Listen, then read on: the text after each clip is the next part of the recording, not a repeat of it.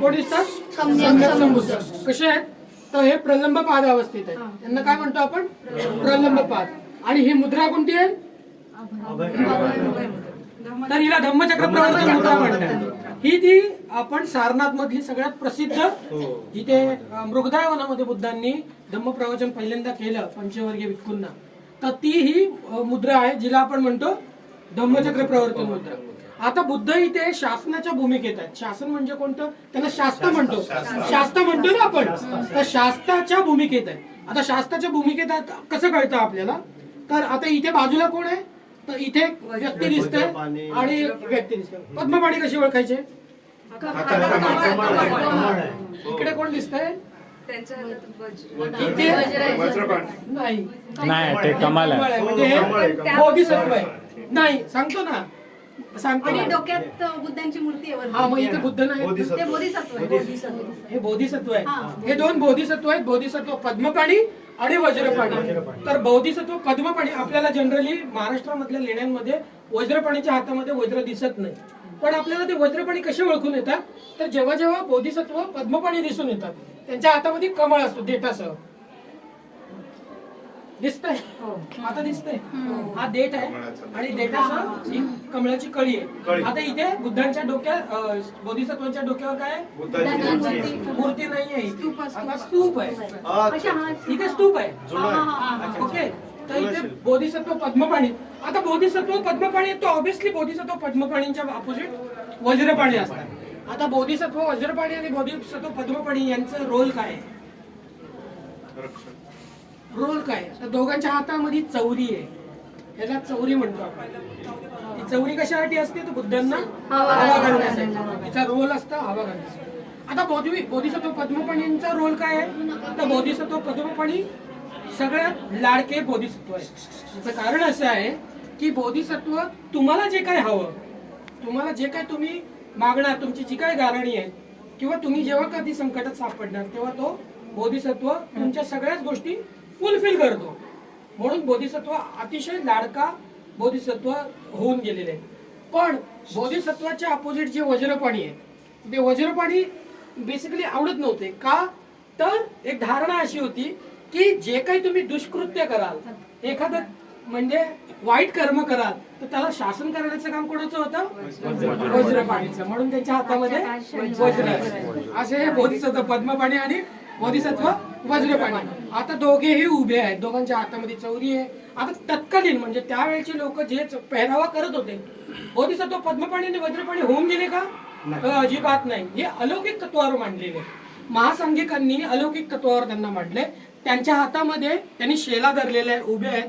त्यांच्या पायात नसतं कधी. ठीक आहे, चौरी आहे आणि स्थित प्रज्ञ. चेहरा कसा आहे? स्थित प्रज्ञ. त्यांच्या डोक्याच्या पाठीमागे हे काय दिसतंय?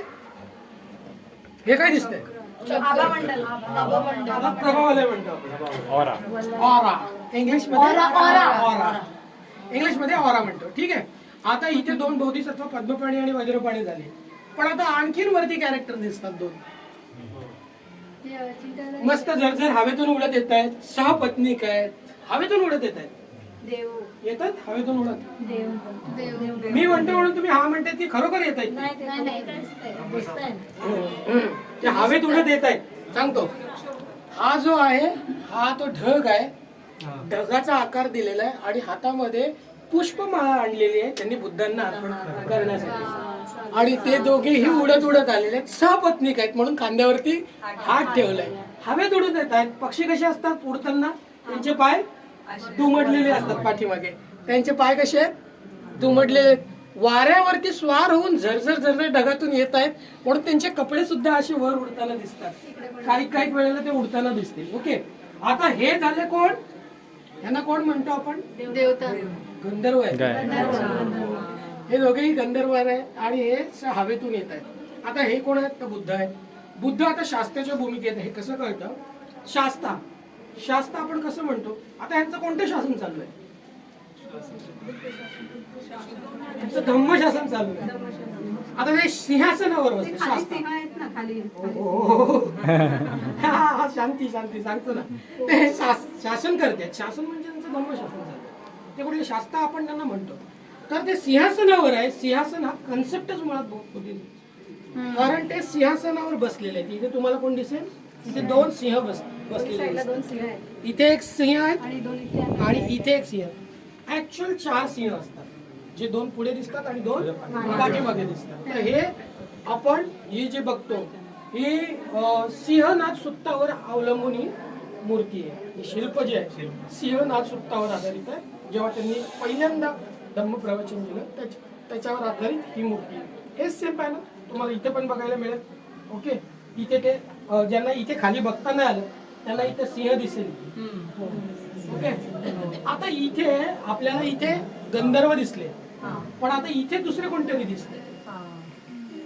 मी सांगितलं की पाय दुमडलेले आहेत, हवेतून उडत येत आहेत. त्यांचे पाय इतक्या मस्तपैकी असे बसलेले आहेत. नाही, नाही. ते पण उडतच येत आहेत. पण आता हे गंधर्व नाहीत, यांना विद्याधर पण म्हणतात. हे मंगल प्रसंगी येतात. हे कोण आहे? यांना म्हणतो आपण यक्ष. हे यक्ष आले. हे कधी कधी बुद्धांना जसं पुष्पमाळा घेऊन स्टेज कधी कधी त्यांच्या हातात फुलांची परडी पण असते. तर हे बंदिस्त होतं, ह्याला दरवाजा होता. हे कसं कळतं तर खाली तुम्ही जिथं उभा आहात, खोबणी आहे. त्याच्या खाली खाली तिथं खोबणी आहे. आता बाहेर जा.